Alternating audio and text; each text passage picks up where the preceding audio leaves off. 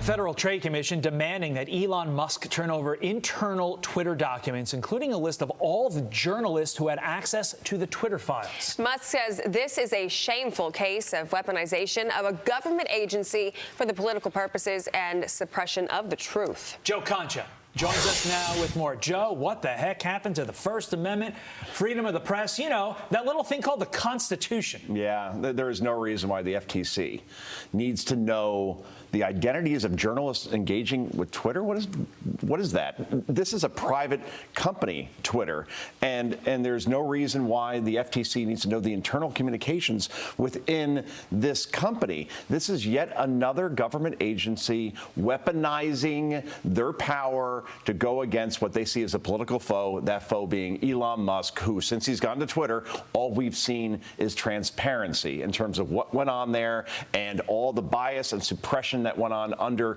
Jack Dorsey during that era. And now the FTC is getting involved here. It doesn't make any sense, Todd, actually. Isn't it also a little odd? I mean, maybe you won't think it's that odd, but they're so specific about information about former FBI agent James Baker. Yeah, why is that? Why did you fire him? How dare you? Weird.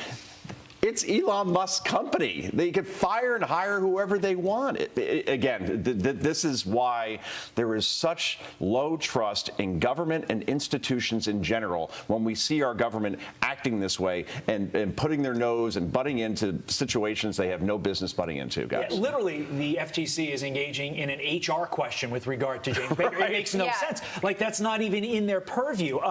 Isn't this just Biden and the Democrats thinking that the way government should work, that you should be able to use the power of administrative institutions to abuse your enemies? It's the way it works in Moscow or Pyongyang or Beijing.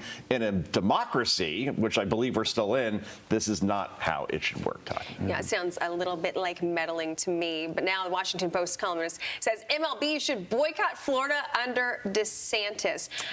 It says the op-ed argues that baseball can no longer ignore Ron DeSantis' culture wars and suggests teams go west as long as DeSantis commands an attack on diversity. You know, the person who wrote this, they're not even from Florida, so I wonder what the people in Florida would say, how this is going to directly affect their economy. I mean, just if you have no skin in it, just stay out of it. This is written by somebody who, Kevin Blackistone, who lives in Washington, is a professor at the University of Maryland, has no skin in the game, as you say, in Florida. Now, think about it. If you took all of these teams out of Florida, what does that do to all the businesses around there? Spring training is a big deal down there. Yeah, and thousands of people attend games in various cities on the east and west coast of Florida. Let's take it out. Why, by the way, are they doing this? Because Kevin Blackistone is arguing that there is an attack on diversity by Ron DeSantis. The only attack on diversity that's happening here is by Kevin Blackistone, Washington Post, on the diversity of thought, because he disagrees with the way Ron DeSantis is going about his business down there. The guy who just won by 20 points, by the way, in November, won in Democrat counties like Palm Beach, like Miami-Dade, and we saw what happened, Todd, Ashley, when we saw political activists posing as journalists in 2021 when they argued that the Major League Baseball All-Star Game should be pulled out of Atlanta, right? And what was that over? Voting rights, right? And it's being suppressed. It's Jim Crow 2.0. And then what happened? Georgia has set voting records in the past two elections under this.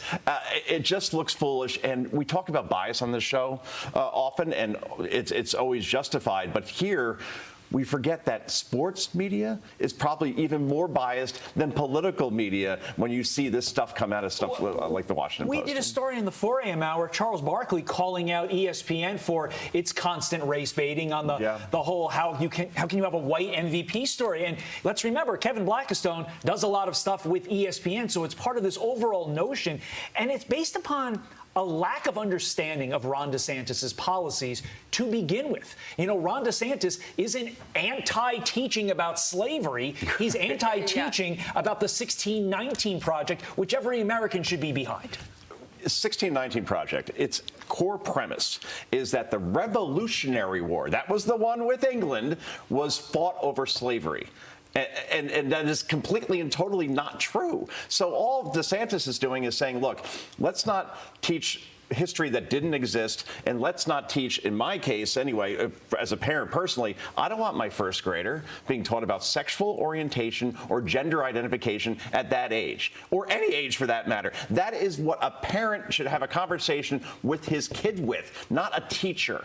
And that's all DeSantis is saying. It's being completely misconstrued by not only political media, but now sports media as well is involved. They're all Congratulations. Yes. Or ESPN, hear me out, could focus on, wait for it, sports. But what do I know? Joe Concha. Joe Concha knows a lot. We appreciate him coming A little bit, yeah. live in Thank studio. you. I'll be He's on teasing Fox a and Friends segment on later. Fox. Yeah, there's going to be a basketball thing. Yeah. Big East tournament. Thanks, That's Joe. all. Thank you.